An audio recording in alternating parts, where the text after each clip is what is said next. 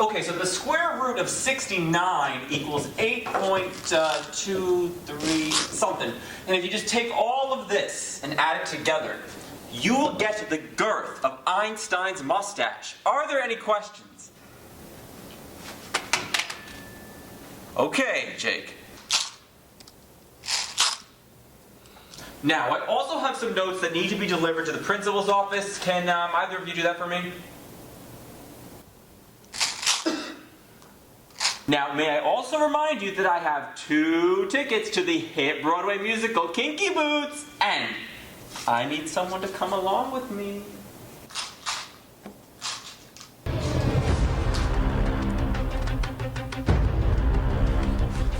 I volunteer tribute.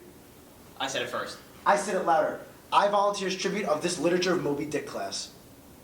What are you talking about? This is algebra. Explain why I don't get any points on the test for answering Ishmael all the time. So technically he wasn't first, so I would like to volunteer as the tribute for this algebra institution. Guys, it's right down the hall. Kinky Boots is not even that exciting a musical. You shut your face, you blabbering buffoon. Shut it! Calm down, Jake. You know what, Jake? Take it. It means more to you, clearly. You know what, Andrew? I'll never forget what you did for me here today. I don't think you did. Suit yourself.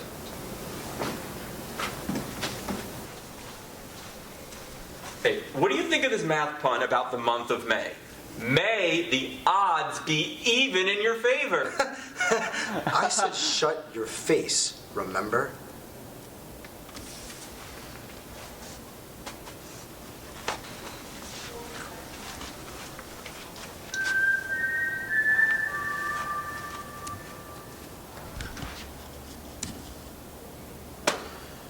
Hi guys, I'm Androge. That was Jake Hensler. Welcome to a brand new episode of MCTV's The Middle Seats. As I'm sure you can understand by all our antics here, we are going to be reviewing the highly anticipated conclusion to the Hunger Games saga, The Mockingjay Part 2. It's a brand new Middle Seats, and it starts... So worth it. Now. Second straight week. Right about now.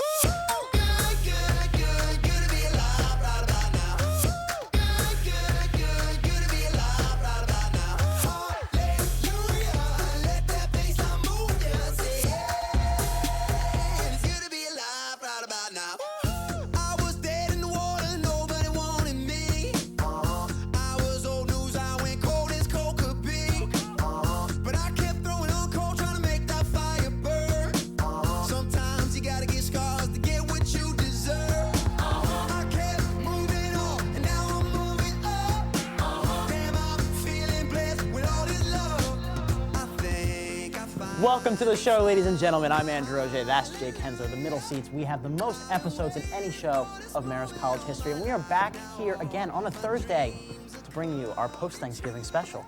Yes, Did you eat a lot? Yeah, I did. I was also sick for most of it, which was kind of a bummer, but that's all right. I started Jessica Jones, caught up in Parks and Rec, saw a couple good movies, so it's all good. I saw the entirety of the Rocky series. I did like a lot of stuff. I just kind of laid in bed. It was nice. It was nice to actually know what a pillow looks like, you know? Wow, what happened to your bed here? We're not going to talk about that. Let's not talk about it. We got a lot of stuff to talk about today. The final installment of the Hunger Games saga. We got some cool stuff with that. We've got a mystery review later. Ooh. We do, and we're going to start that trend we talked about last show. We are not talking about the movie until after the review. So I don't know how he feels. He doesn't know how I feel. I know how you feel like emotionally, but not about the movie. Emotionally on what? Because I got shot through the heart? We're on that level. We're matching today. Anyway. Stop. Before we can close out the festivities of the Hunger Games saga, it's time to talk news. It's the top 5. Top 5. Biggest news in film, and they're ranked in ascending order. First, a quick little tidbit. Mission Impossible Rogue Nation was a pretty sizable success last July, both with critics and audiences racking up almost $200 million in the United States and earning a 92% on Rotten Tomatoes among critics. Now the film's director, Christopher McQuarrie, has accepted a deal to return behind the camera for the upcoming 6th installment. McQuarrie, also known for writing The Usual Suspects, Edge of Tomorrow, and Jack Reacher, the last 2 of which are also Tom Cruise vehicles, announced the deal on Twitter a few days ago, making him the first repeat director in franchise history, following Brian De Palma, John Woo, J.J. Abrams, and Brad Bird. I think I like this movie a little bit more than you did. What the previous one? Yeah. But I thought this was a good one. I think McQuarrie did a good job.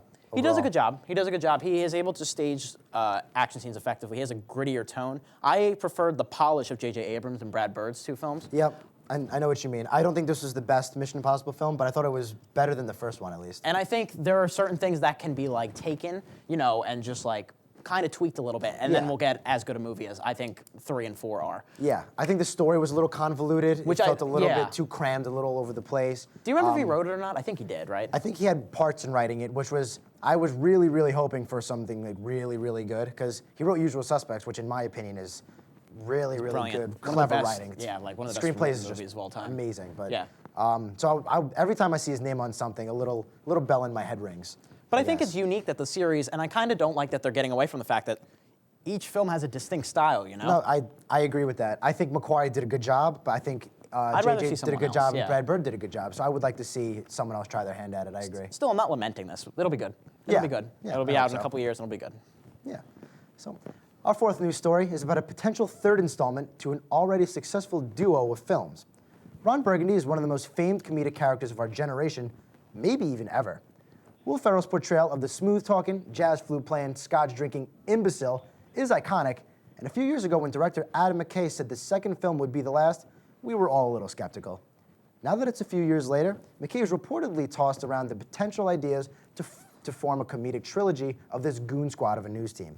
The two largest ideas floating around are Ron Burgundy in the age of the internet, or Mr. Burgundy experiencing the Iraq War. McKay stated, if it were to happen, it would be many years away when Ferrell is aged enough to sell that story, so there's no release date or even a definite starting date for the next humorous sequel. But watch out for McKay's next film, The Big Short, to be released in just a few weeks. Please, the second one. Please, That- Ron Burgundy in the Iraq War. I could really see both. I could see both happening, but that would be so funny. That's really clever. I think these films are deceptively good at like satirizing how the news portrays like war and stuff like that, and big events and stuff like that. Yeah. They could do a lot with this, and I They think really McKay is a could. sharp enough mind that he And- can kind of make us yeah. like he'll make us laugh, but he'll make us go like, oh crap, that's what we did. Yeah. No, and I think, obviously the first Anchorman was better than the second one. I think we both agree on that. Right. But the second one was good, and I think they have good ideas for this. Like they did the second one way, way after the first one and made it for that period and wrote it really well. And the fact that if they're going to do a third one, they would do the same thing is really smart. Yeah. And I think that's a great idea. to 100%. stick with that. Yeah, and I think the fact that they're spacing it out Yeah. will make it more like anticipated as well. Yeah, that's and I, smart. And I hope they wait long enough for They it. could you know, have, like what's Ron's kid's name in the second one? Do you remember his name? oh no, the weird Yeah, kid. yeah, with the voodoo dolls. The one who's afraid of voodoo. Yeah. I think him as an adult, and then Ron is like having like a grandson or something. Like there's so much they can do with pushing this back when Will Ferrell has aged. So Yeah. this would be good. I need more Baxter, I need more Brick, and I need more Dobie. That's what Can I never need. get enough brick. Anyway, if you ever wondered what it would look like if a bottle of bronzer and 30 packs of Skittles were thrown into a tornado and pelted against the CGI hard drives of the movies 300 and Clash of the Titans, take a look at this snippet of footage from this February's Gods of Egypt. Will bring them reckoning! Bow before me or die. I won't make that mistake.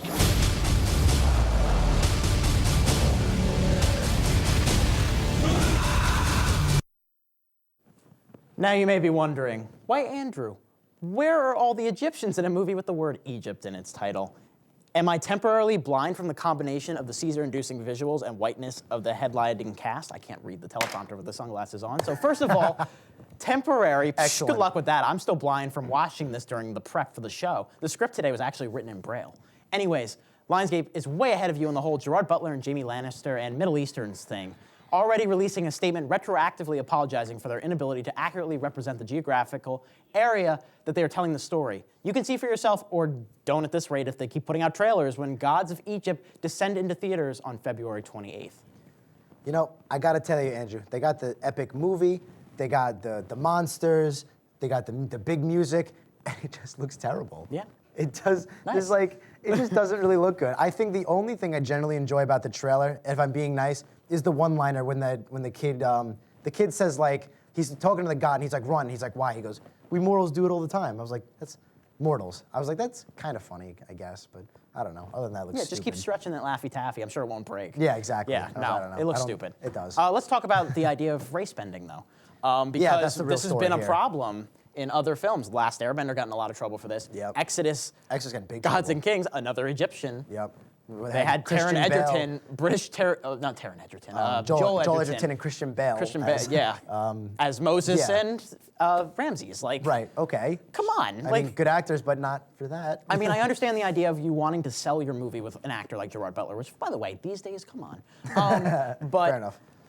come on, like, if you want to go for any kind of realism, Yeah. get a little bit of ethnicity in it. And what's the actor's name who plays Jamie Lannister? Nicholas Coster-Waldau. Dude, you're really good in Game of Thrones. Pick better movies. Like, Hey, he was not a really good. good. Start. He was really good in The Other Woman. So I didn't see Yeah. that. Was he actually?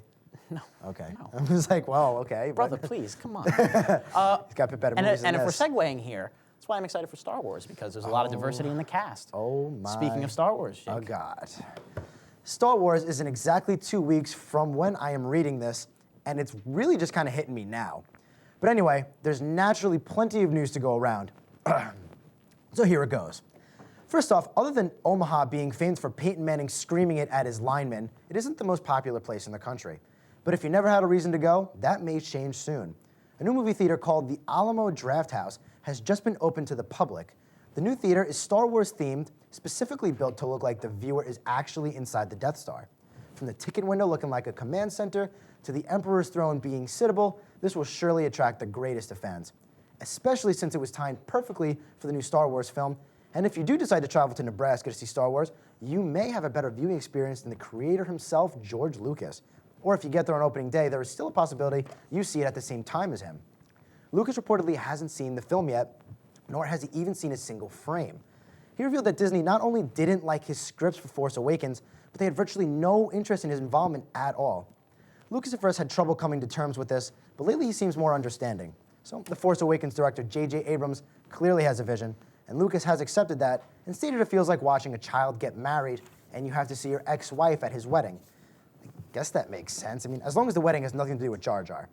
But if Lucas no longer has any more say in the universe he created, then he probably won't have any say in the spin-off film portraying arguably his most beloved character either. Han Solo is charming, stubborn, and all-around fun to watch, and we're getting to see some of his earliest adventures. Masters of turning questionable ideas into great movies, Phil Lord and Chris Miller will be directing this highly anticipated spin-off. You're actually doing that. The film is pushing for a May 25th, 2018 release date, which would put it in the same month as Avengers Infinity Wars Part 1. But there have apparently been a slew of actors trying for the role. Some are Aaron Taylor Johnson, Dave Franco, Logan Lerman, Miles Teller, Ansel Elgort, Tom Felton, Nick Robinson are all just a few of the actors that tried out for the role of young Solo in what is being called the widest casting search ever, and rightfully so. This isn't a character you want to mess up, and it is almost unimaginable how much money it could potentially make. And considering Force Awakens tickets are currently being sold for as much as $2,000. Imagine if it sucks. Anyway, there you have it. The latest Star Wars news before we get to the big one. You actually did this. Don't drink that. There were spiders in there earlier. Don't do it. Wait, actually? No, I don't know. You can have it if you want. All right. I should have taken notes. I'm looking through this. Yeah, I'm excited for Star Wars. That was you know? so creepy. I can Yeah. see myself in the bottom of this cup. Yeah. Anyway. Reflection. You're excited for Star Wars, right? We just snorted coke on myself? Let's start with the Han Solo story, because that's the one I remember. Phil Lord and Chris Miller, love them. We talk about them all the time. Are they? Yeah. Have they had a bad movie? No. No. No. They're Can't 4 for say they 4. They're obviously going to test every actor. There's this one guy in Age. You didn't see? Did you see Age of Adeline? No. There's this one guy that looks exactly like Harrison Ford. This young actor. I forget his name, but Isn't Harrison Ford him in up. Yeah, that's why. So he's playing a younger version of that same character. Interesting. Yeah.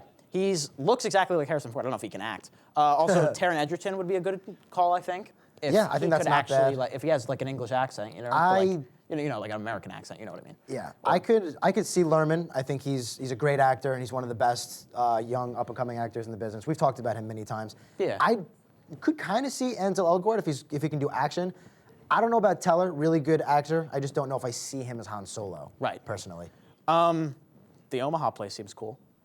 Yeah. I don't know yeah, if I want to go to Nebraska, but Yeah, I mean, I'm not gonna I guess if you want to Sorry. take a road trip, you stop there for a day and watch a movie, I guess. Yeah, but that's pretty cool. That is, I mean, it is really cool, but it's so far. George Lucas And did you this to gotta- himself. I mean, Like, so many people gotta travel so far just to get there. yeah. And George Lucas did this to himself. Like, Oh, yeah. it's not you, it's me. You're gonna do the breakup. You Yeah. wrote Jar Jar Binks, and you wrote Anakin Skywalker's dialogue. This is your fault. You did this. Yeah. You did this. Yeah. So, oh, well. We're getting so Happens. close. I know. It's just hitting me today. Star Wars The Force Awakens is only 2 weeks away. First of all, here's a live reaction to that news from around the internet. The Falcon! The Millennium Falcon! It's the Millennium Falcon! Oh my god! Oh my god! Oh god! I gotta play with my Star Wars toys! Oh god! Oh my god!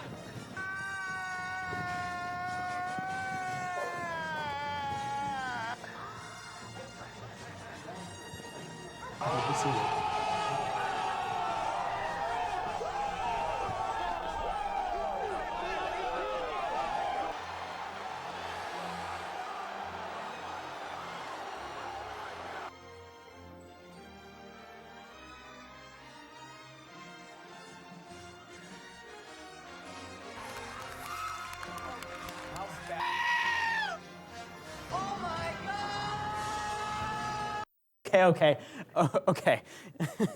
Anyways, with a big movie like Star Wars coming out, that means 'tis the season for Santa, Mickey Mouse, Marvel, and the Warner Brothers to drop huge trailers in our lap. And this week saw the official beginning of the comic book war of 2016.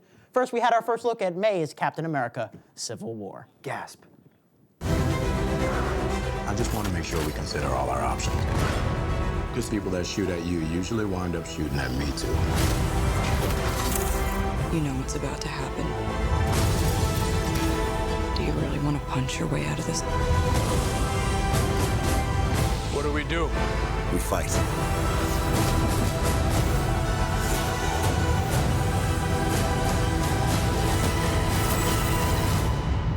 Sorry, Tony. You know I wouldn't do this if I had any other choice. But he's my friend. So was I.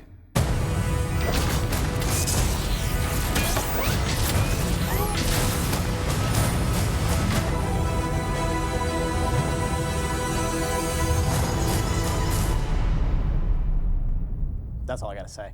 Then following that, last night premiered the third and maybe final trailer for March's Batman vs. Superman: Dawn of Justice. Let's take a look at that. You know the oldest lie in America, Senator? It's that power can be innocent. You're gonna go to war. That son of a bitch brought the war to us. You know you can't win this. It's suicide.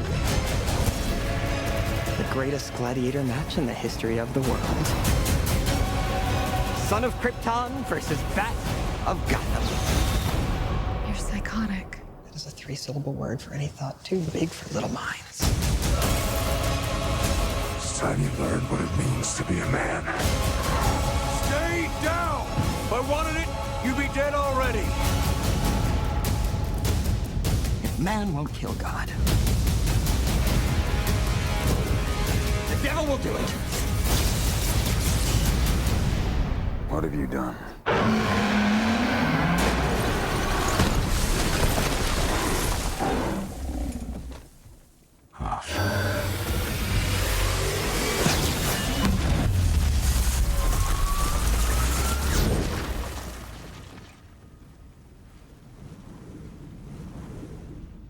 She with you? I thought she was with you.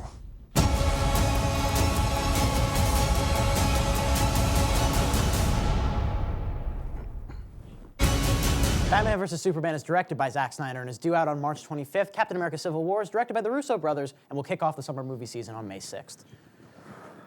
Which one are you more excited for? Civil War. Don't bite your nails. Civil- Bad. So, I think there's good moments in Batman Superman. I'm a little skeptical as a whole. Civil War, just those last 30 seconds Of that trailer, from when yep. he says like sorry Tony, he's my friend.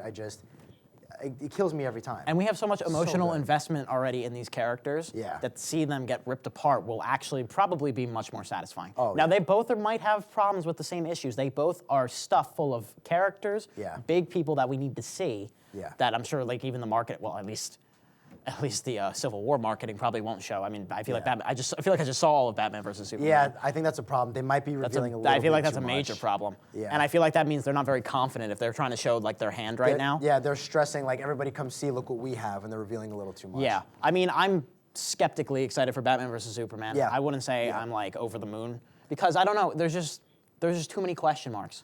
There are. This is a big opening film for like a franchise. Yeah, and first off, if it bombs, it's probably over. It's I mean, probably over. Yeah, and but they have a whole schedule of like 6 They to really 7 do. years They have planned out. so much. and then that's gone. Yeah, I will say some positives though. I think Jesse Eisenberg. I like what I see from him as Lex Luthor. Yeah. It's a different portrayal, and so far I like what it's doing. I think it works. I like how they're doing Batman versus Superman particularly, but I think they're giving us way too much, which does concern me. It could suffer from a too many character syndrome. Yeah. And I think they're revealing way too much about the third half. Which do you think will Third make more part. money? Ooh. I think Civil War. Yeah, I think I Civil would War go just Civil because of War how also. much we have invested in the Marvel I've heard universe. too many people say I'm too skeptical of Dawn of Justice. Yeah. And that they're going to boycott it, and then everybody's like, Civil War. So. I mean, we'll see them both. We're going to review them both for you next semester. But that'll do it for our news this week. We are ready to talk about our feature review of The Hunger Games Mockingjay Part 2. But before we can do that, We have some loyal Middle Seats fans, so our moms, dads, and students required by Dave Aiken to watch our show. We'll remember that before our Mockingjay Part 1 review last year, MCTV correspondent Rachel Jarrett brought the audience up to speed on the franchise's prior installment, Catching Fire. this week Rachel was kind enough to do the same with the first part of Mockingjay in anticipation of our review for Mockingjay Part 2. We just said Mockingjay. Mockingjay. But be warned, there are spoilers for Mockingjay Part 1, so maybe skip ahead a little bit if you're trying to avoid spoilers. But, Rachel, take it away. Hi, my name is Rachel Jarrett, and here's my review of Mockingjay Part 1. So I just saw it like over the break, and let me just tell you, I think it's my favorite so far. It beat Hunger Games Catching Fire. I know, I'm sorry to all y'all that like them, so I'm sorry, but it was my favorite. Let's just say, in this movie, guess who was annoying me? Gale. He was annoying me. President Snow was annoying me. I don't know what things they do in this movie. It was just, calm down, please. Calm down. Okay, those are things. Katniss was amazing, as always. Jennifer Lawrence, love her. Prim was cute. What did I really love? District 13, okay. So I read the books. It was different. It was like, the same. A little scarier than, more like a military, maybe not the word. It was like boarding school-esque. I don't know, like uniforms. It was kind of different than when I pictured it, but it was still good. The woman, what was her name? Videotaping Katniss, I forget her name, but she was real pretty. She was videotaping, and I thought, she got the good shots, but Katniss needs to feel it. Feel the moment, and she did feel it. Some of the points when, she was videotaping her, and I was just like, leave her alone. Just tape it, and let Katniss do her thing, because that's what she does. I thought the part when she went into the wounded, that was beautiful, I loved it. I got a little emotional myself, I didn't cry, I just got emotional. To all y'all out there that know what that means, okay. Well, that was right? So this one was the right hand? I think you good. Okay, got it. It was my favorite one. I really liked it. There was like a lot of emotion. It was, I think, the most intense movie by far, well, to me, if you haven't seen Part 2, coming up. Like the emotion, the action, because there's like a lot more fighting, I feel, and like more like a little mini war before the real war, I guess. Family aspect, he's like Katniss and Peeta. Oh, goodness. Peeta. Let's talk about Peeta. Oh, Peeta. I loved him. I didn't want to hate him, but I did hate him because, of what was going on. But it wasn't his fault. You can't blame it on him because it was the Capitol. I'm sorry, I keep repeating things I'm saying. Capitol. Anyway, stop. And, I think he tried to fight off the brain washers as long as he can, but you only can do so much. And Peeta, so sweet. He warned them. I was like, there's still Peeta in there. Warned them about the attack. That's still one, right? Okay. Ooh, for all y'all that saw it or didn't see this, but I'm going to tell you anyway. Peeta went crazy. But the thing is, I liked that part because it was just so intense. And she was so worried about him, but he went to choke her, and I was like, oh, snap. And he looked crazy, but it was just done so well. I thought like that moment probably the most emotional part, but I loved it the most just because of how intense, like when he's choking her, and he was like, and no one was stopping him. Thank goodness that guy hit him side the head, because she was gonna die. I'm just trying to think before I forget anything. I liked, Katniss and her battle skills, because she's amazing. The motion, Peeta, breaks my heart, Peeta. I think that's everything. Okay, that is everything, guys. Mockingjay Part 1 was my favorite because I did see all 4, and to me that was my favorite. But I think they bring like people who didn't read the book and read the book, just bringing it all together and just making it a great movie overall. I thought it was amazing. So that's my review for Mockingjay Part 1. Back to you guys. All right, thanks for that review, Rachel. Now, Andrew is going to take us through his review of the potentially, maybe, epic finale of Mockingjay Part 2. Thanks, Jake. Who would have guessed the impact the Hunger Games franchise would have had when it premiered back in 2012? Not only did it quickly ascend to the top of Hollywood's profitable franchises, but also it inspired legions of copycats that kissed at their feet for basically establishing a genre. For the most part, I found them satisfying and exciting experiences, especially the second installment, Catching Fire. Now, I found Mockingjay Part 1 to fall a little flat, inert and forward storytelling and frustrating in its lack of action, but Mockingjay Part 2 certainly makes up for that lack of action with major set pieces, story revelations, and a dour tone that questions what you may consider a happy ending. The result is a mostly satisfying conclusion to the story of Katniss Everdeen, although to call the events of this film satisfying feels like a depressing double negative.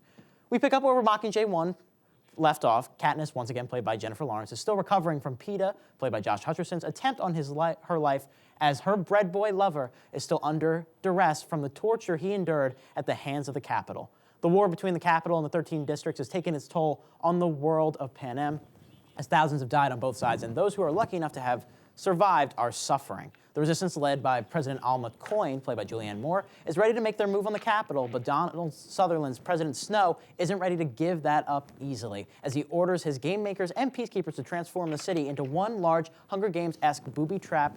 Danger lies around every corner, but Katniss is persistent to stay in the fight and ending this once for all. After some resistance, President Coin allows Katniss to join the fight, but with a group with a fairly specific purpose. Finnick? Are you with us? Looks like it. That's a short honeymoon. Yeah, well, I guess we're gonna have to have one in the Capitol after we take it. Gather round. Squad 451, you're my unit. Lieutenant Jackson is my second in command. Each one of you is elite in some form of combat, but we are a non-combat unit, so we'll be following days behind the frontline troops. You're to be the on-screen faces of the invasion, the Star Squad. It's been decided that you're most effective when seen by the masses. So we're not gonna fight. You do whatever you're ordered to do, soldier. It's not your job to ask questions. Yes, sir. Even though we'll be working on abandoned streets miles behind the front lines, I guarantee you, wherever they put us, it will not be safe. This is a war zone. It is likely that we'll encounter both active pods and peacekeepers. You're considered high-value targets to the Capitol. Our unit has been given a hollow, a database that contains a detailed map of the Capitol and a list of every known pod. These pods can trigger anything from bombs to traps to mutts. Whatever they contain, they are meant to kill you. Ladies and gentlemen, welcome to the 76th Hunger Games.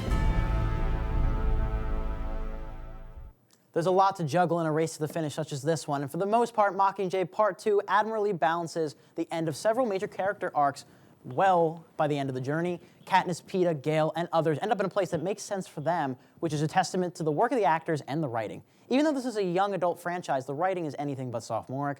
Hutcherson in particular has come a long way since the first film in terms of his ability to emote and make us care about a fairly bland character, as evidenced in this scene here.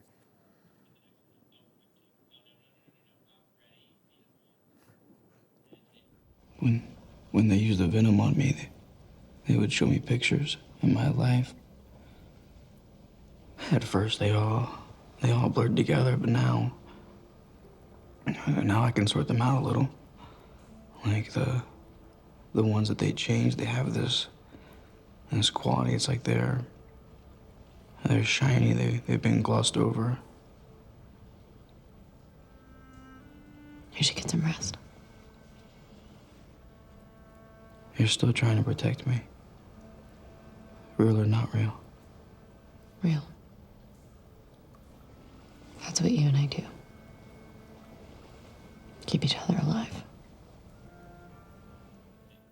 Like I mentioned before, Mockingjay Part 2 is fun in the loosest of terms. Collins' final novel was criticized for an almost comically depressing tone when it was first released, so I was surprised by how many of the big dark moments actually packed a punch for me. Still, I can see where the criticism comes from. There are times where director Francis Lawrence pushes the darkness too far, as Mockingjay's muted color palette and themes of death, disease, and destruction just feel too hopeless. I'm not asking for rainbows and sunshine, but there has to be a small light at the end of the tunnel at least. To be fair, by the end of everything, we do get that light. Mockingjay Part 2 gives the characters a proper send-off while also delivering a multitude of thrills. There's one sequence that feels almost ripped out of a nightmare as Katniss and company fight off a legion of I Am Legend monsters in a Capitol sewer. The film isn't perfect, and as far as wrap-ups go, I've seen better, but I've also seen much, much worse. Mockingjay Part 2 retroactively also makes Part 1 better, though I would have liked to see this as one 3.5-hour film instead of 2 imperfect acts. Mockingjay Part 2 dims the flame of the girl on fire with enough tension, suspense, and thrills to make up for any mistakes that are worthy of execution in an arena fight to the death. So I guess the anticipation is over.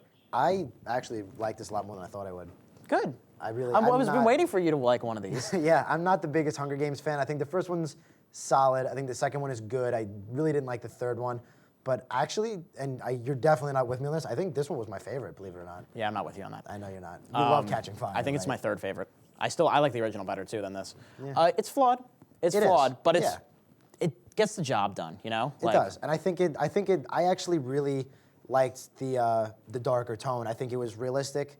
And it packed more emotional punches than I really expected. Yeah. Like there was a moment where I was like, wait, really? Yeah. No way. Yeah, it's not afraid to go there. Yeah, like the book but I liked did. that. And I like that a lot. Yeah, it worked for me. It did work for me. Most of them did. I know, like the people in my audience were like crying and like wheezing and like eyes just puffy and everything. And I wasn't quite on that level. I was like, yeah, me neither. Damn, But there was this little kid next to me who was like, wait, no, I like X character, and I was like, well, too bad. I definitely want to look to him and be like, sorry, buddy.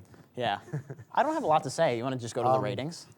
I guess we'll go ratings. We can go to the ratings and we can still talk about it. I think it was a little generous. I threw it a 7.5. A little generous, but it's like 7.5. But I threw it a 7.5. I threw it a 7. I threw it a 7. I generally liked it. I thought it was really good. Yeah. And I think the story is good. I think it's overall well paced. There are times when I feel like they leave you in the dark or just kind of questioning like, that doesn't really make sense. And they do pay it off usually. Mm-hmm. There are times when I was like, no.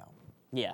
No. There are some things that just like they don't work for me. I mean, and then for some they paid off, and I was like, wow, okay, no, I guess that works now. One thing the series is really good at is like the bigger themes of war and stuff and like social satire. They really made you feel like the Civil War going on in that. The whole thesis of era. the whole like series is war is hell, and they Yeah. sold that. Oh, yes, that worked they fine. did. That was absolutely sold. See it if you've seen all of them, of course. Yeah, if you're a have Hunger Games to. fan, you have to see this one. But even if not, I do think this one's worth. I mean, worth you'll watching. be so confused, but yeah. Anyways, what do you give Catching Fire out of 10, real quick? Just curious. 9. Really? Love Catching Fire. Just curious. Catching Fire is my favorite. We're going to take a very short break, but we have a review of a mystery film coming up.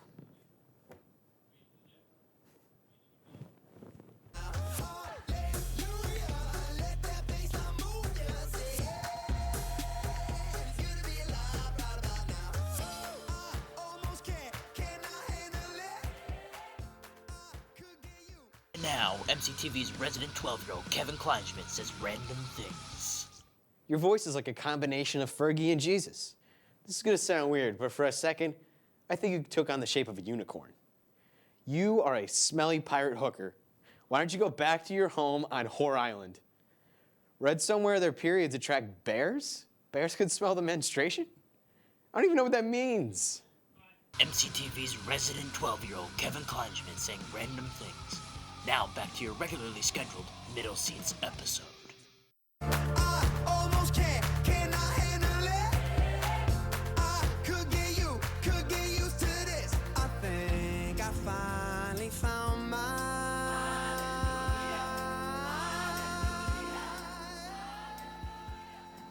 All right, welcome back to the Middle Seats. So, Our mystery movie could be a couple of things. It could be The Good Dinosaur. It could be Creed, Spotlight, The Night Before. It could even be Victor Frankenstein. Spoiler alert, it is. Just kidding. We're not reviewing Victor Frankenstein, and I don't think anybody's upset. You sold that. So here is, we're gonna be talking about Creed. We are talking the about next Creed. installment of the Rocky franchise. I don't know why we made this a mystery, but it's fun. Yeah, why not? Why not? Okay, Jake, take it away. All right. So, I personally am not one for what I like to call blind sequels or sequels without a vision per se. If a studio is throwing a sequel out there just to fill their pockets with cash, like Santa fills stockings with goodies, chances are I'm against it. That goes for reboots too, looking at you, Memento. That's why I was at first weary of Anchorman 2, I am weary of Zoolander 2, and I didn't even bother with Sinister 2, but you get the idea. So, although the trailers for Creed looked pretty good, I was never totally sold, nor did I ever really get excited. But much like Universal was surprised yet thrilled with the success of Jurassic World, I was generally shocked at how much I enjoyed this next movie in the Rocky Balboa universe. Fruitvale Station director Ryan Coogler helms the boxing flick here and brings back his Fruitvale Station star, Michael B. Jordan, to play our protagonist, Adonis Creed. Creed is the son of the all-time great boxing legend Apollo Creed, who was tragically killed in the ring, although still went down in history as the best. Adonis grew up with no father and no real mother until he's adopted. From there, he's taken care of, but wants to pursue his dreams of being a fighter, but he wants to create his own legacy rather than just being famed for the success of his own father. One could see this as a metaphor for the movie as well. The Rocky films are known by all, so naturally its next of kin has a lot to live up to. Much like Adonis wishes to build his own career, this well-crafted piece of cinema certainly does so as well. While taking cues from some great Rocky moments, it is certainly its own story, its own movie, and reaches its success because of what it is, not because of what it followed. There was a moment in the movie where Rocky visits a gym, and the owner asks if he's looking to make a comeback. I silently whispered to myself, God, please don't do this, and my little prayer was heard. Coogler wrote this story with Aaron Covington about Adonis and for Adonis. This is his upbringing now, and it's his torch to carry. Sylvester Stallone actually does a pretty good job here as well, though. He's not only a weathered and aged fighter, but a man who has been weathered and aged as well. You can tell he's learned from all he's been through, and is just living the latter parts of his life day by day. While trying to avoid the fight life, he can't help but be intrigued by Adonis when he walks into his restaurant, perfectly named Adrian's, and knows way too much to not be something different from the rest of the crowd. This is taken from the 10th round of the first fight, right? Good call. How'd you know that? I heard about a third fight between you and Apollo. Behind closed doors. That true? How'd you hear about that? Who won? It's kind of a secret. What'd you say your name was? Don. Okay. Well, the girl said you wanted to talk about something? Yeah, I want to talk to you about training me. Training? I don't do that stuff no more. Sorry about that. Listen, it's getting kind of late, kid, so I'm gonna close up. How good was he? Apollo? Yeah, he's great. He's a perfect fighter. Ain't nobody ever better. So how'd you beat him? Time beat him. Time, takes everybody out. It's undefeated. Anyway, I gotta lock So when up. Mickey died, he came and talked to you, right? Talked you out of quitting, took you to L.A., trained you, brought you back.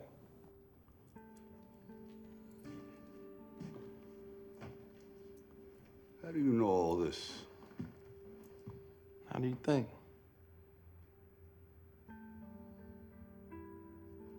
What are you, like a cousin? He's my father. Stallone changes out of his Action Jackson pants here and slips into his somewhat dusty, forgotten acting suit. Though his English a little muffled, it fits the retired boxer well. He and Michael B. Jordan have great chemistry and both completely sell their roles. Their reasons, motivations, passions, fears, desires, emotions, and personalities are all well portrayed by the actors and written well by Coogler and Covington. Even Creed's love interest, Bianca, played by Tessa Thompson, is great. All three of them are the main characters, but you can see each and every character, main or side, have a deeper story at hand here, and it makes them all very relatable and makes the movie have a really good, realistic feel to it. As great as the acting and writing was, Coogler's direction is fantastic. You can see some Birdman influence here in the camera work, but it's all great. He uses the all-in-one shot trick in many good places, but there is one standout scene in particular. Adonis' first true-in-the-ring fight is shot in one-take fashion and looks phenomenal. The whole scene is masterfully directed between the cinematography and the choreography. It's as breathtaking as some of the better visuals in today's modern era. It's okay. Deep breath. Bring it on. Deep breath. Deep breath. Look at me. I like what you're doing out there, all right? You're a little tight. You're gonna loosen up, all right? Here's what I want you to do. I want you to throw your left under the radar. Then when you come up with a shovel hook, you're gonna see an opening, put it right on his chin, then I'll drop him. Mouthpiece in, seconds out. Your old man did that to me. It worked. Mouthpiece in, seconds out. Finish it up, yo.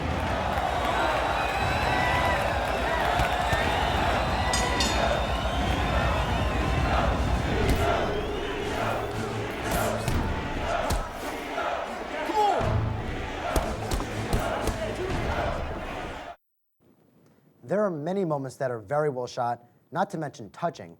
My mom often tells me that she worries about my lack of emotion sometimes. I don't really cry or choke up easy. Not even Up gave me a lump in my throat. So if you can make me feel anything of that sort, major props to you. And yes, there were a couple moments in the movie that moved me, so yes, it's getting bonus points. There are truly so many good things about this movie, it's hard to even recite them all.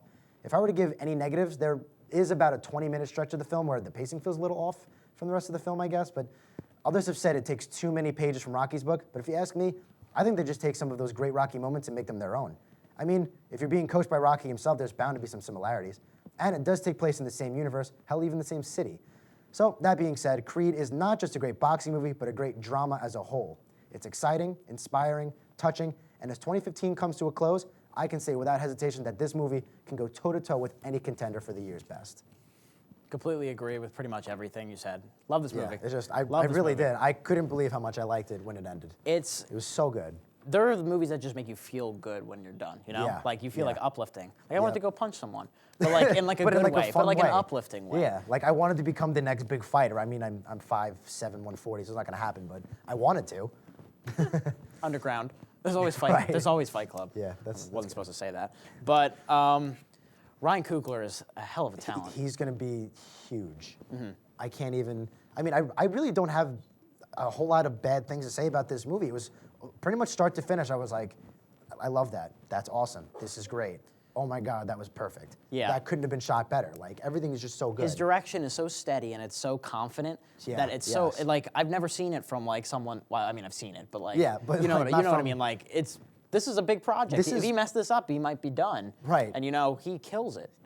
Completely makes it his own. It's this is literally his only second movie like ever, right? It was just Fruitvale Fruitvale Station, Station, and which this. is equally as good. Yeah, Fruitvale Station's great, and then he comes out with this. His name is in the bigs. Michael B. Jordan is a phenomenal actor, and I'm very happy to see him like teaming up with so good happy. people after Fantastic Four. I was just gonna say that I'm so glad this was so successful after Fantastic Four's bomb, because I mean he is a very, very good actor, and he deserves the recognition, especially after this. And he steps out of the shadow of Apollo Creed and of Rocky. Yeah, and Adonis is his own character who I would be happy to follow in future adventures. Yeah, yes, absolutely. Not only is it a really, really good movie and it's exciting, it's like the action scenes are really good. The fight scenes are fantastic, Yeah, so well choreographed. so well done. But it's also like the character arc and their stories are so deep and really, really well written. And it even pokes a little fun at like this generation. Like there's a point where Rocky writes him some exercises to do. And he takes a picture of it and leaves the sheet, and Rocky's all confused. Just like, little small little touches like that make a Yeah. huge difference. Yeah. I think Stallone will be nominated for this. He has a shot. Yeah. It's one of the best performances I've seen from him. Yeah. As far as like, I mean, like might be compared his to the best first one, since the first Rocky. It might be his best since the first Rocky. To be honest, might be. He channels the human element of Rocky that has been missing from some of the middle sequels, and I know I watched all 6 of them. I've only seen the first one, but I've 6 I've did a heard good those job of getting us closer back to that. This one strips him and weakens him, and Stallone's acting just gets stronger from that. Yeah, no, he really sells everything, and I don't want to spoil anything, but there are moments where they just linger on Stallone and his story, and just he really sells all of it. I mean, his English is still kind of, but it works for Rocky. It works really well. If I got punched in the face that many times, I would sound like that yeah, too. I know. Let's get our ratings and our final thoughts here. Yeah, I think I settled with an 8.5, but that's only room to improve. This could be a 9. Yeah, this is a 9 for me, and it has room to improve for me in that regards. The last 30 minutes, chills. Just so, the whole time, chills. I got choked up a couple times as well. That's too straight for Coogler. That has gotten me choked up. Fruitvale Station too. Yeah. No, the man can tell and sell a story really, really well. If you're writing this off as just Rocky VII, if you're skeptical that it won't live up to anything, you're wrong. You're going to be pleasantly surprised. Or that. To put a positive note on it. Yeah. Or you're wrong. Anyway. So good. It's time to put away the gloves and ring the bell on this episode of MCTV's The Middle Seats. Be sure to check out our website below, and if you have any questions or comments, our Facebook link and email address is below, and be sure to check out the Marist Media Hub for all things MCTV and Marist College Media. Next week is our season finale, and we'll be reviewing a big Oscar contender in Thomas McCarthy's Spotlight. That'll do it for us. I'm Jake Hensler. I'm Andrew O'Jay. Keep that seat warm, everyone, for the fire rises from the heat of the Mockingjay symbol.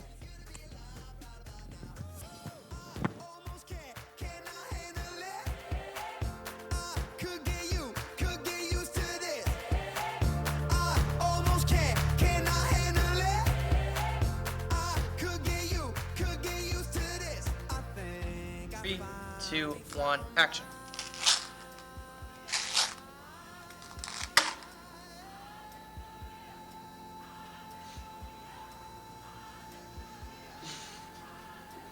Choose another one.